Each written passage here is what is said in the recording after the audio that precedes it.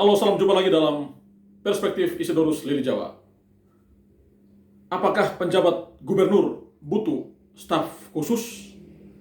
Saudara-saudara yang saya kasihi, sudah hampir 1 bulan NTT dipimpin oleh seorang penjabat gubernur. Dan itu berarti sudah hampir sebulan juga di birokrasi NTT tanpa staf khusus. Karena yang belasan staf khusus itu juga sudah berhenti seiring dengan berakhirnya masa jabatan Gubernur NTT periode 2018 sampai dengan 2023. Pertanyaan publik saat ini adalah, apakah penjabat gubernur membutuhkan staf khusus atau tidak? Bahkan beberapa waktu lalu pernah ada wacana kemungkinan penjabat gubernur membutuhkan staf khusus untuk membantu tugas-tugas beliau. Saya kembali ke pertanyaan yang saya lontarkan juga dalam status Facebook saya. Apakah penjabat gubernur perlu didukung oleh staf khusus? Dan ada beragam jawaban yang diberikan oleh saudara-saudara yang mengomentari status saya itu. Saya golongkan dalam 3 tipikal jawaban.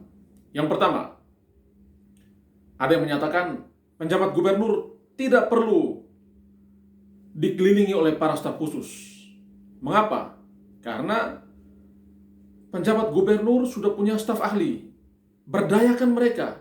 Mereka adalah think tank bagi penjabat gubernur, bagi birokrasi di Provinsi NTT. Jangan memboroskan banyak anggaran untuk membiayai staf khusus seperti yang sudah yang kemarin-kemarin. Ratusan juta setiap bulan dihabiskan hanya untuk membayar gaji para staf khusus yang kinerjanya sulit dipertanggungjawabkan kepada publik. Jadi, ada yang menyatakan penjabat gubernur tidak perlu merekrut lagi staf khusus. Berdayakan staf ahli yang ada, Jadikan mereka think tank yang luar biasa untuk membantu penjabat gubernur NTT. Itu pendapat yang pertama. Lalu yang kedua, ada juga yang menyatakan penjabat gubernur perlu merekrut staf khusus jika sesuai dengan kebutuhan. Ini harus dibedakan antara kebutuhan dan keinginan, bahwa untuk urusan-urusan tertentu penjabat gubernur bisa merekrut staf khusus berdasarkan kebutuhan dan bukan berdasarkan keinginan. Itu berarti bahwa ada ruang bagi penjabat gubernur untuk merekrut para staf khusus. Lalu yang ketiga, ada yang menyatakan bahwa kalau memang dibutuhkan staf khusus maka harus direkrut orang-orang yang profesional.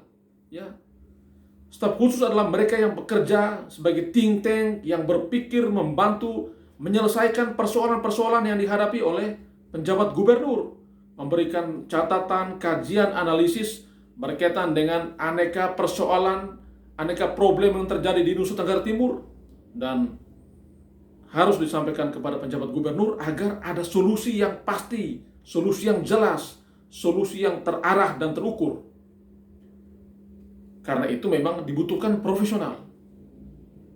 Jangan merekrut staf khusus yang hanya sekedar untuk menjalin pertemanan. Orang-orang yang berbeda pendapat dijadikan staf khusus. Kelompok-kelompok kritis direkrut menjadi staf khusus. Teman-teman beda partai diajak bergabung dalam staf khusus. Itu tidak profesional. Dan inilah yang menyebabkan sulit kita melacak kinerja para staf khusus itu. Ini adalah harapan dari netizen, harapan publik yang saya rekam ketika mereka merespons status saya di Facebook. Apakah penjabat gubernur perlu didukung oleh staf khusus? Nah, saudara-saudara, kewenangan untuk merekrut staf khusus itu ada di penjabat gubernur. Sekarang tinggal kita kembalikan kepada Pak Penjabat Gubernur, apakah memang mau merekrut staf khusus atau tidak perlu, atau memang cukup dengan memberi peran memberdayakan tenaga ahli. Semua kembali kepada Pak Penjabat Gubernur.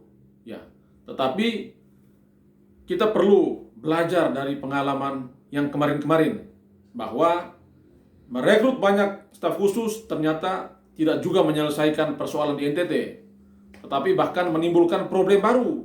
Ya, ada begitu banyak anggaran yang dikeluarkan untuk membiayai mereka, kinerja mereka juga sulit diukur, dan di sisi lain tidak memberikan dampak signifikan bagi pembangunan di Nusa Tenggara Timur karena ada begitu banyak persoalan yang malah lahir tetapi tidak bisa diberikan solusi dengan pemikiran-pemikiran yang konstruktif dari para staf khusus itu. Karena itu memang sama sekali tidak berkontribusi positif bagi masyarakat di Nusa Tenggara Timur. Karena itu ya bagi saya, kita nantikan apakah Pak Penjabat Gubernur memang butuh teman yang namanya staf khusus atau tidak perlu karena sudah banyak teman yang lain, termasuk para kepala dinas yang lebih paham soal teknis, dan bahkan ada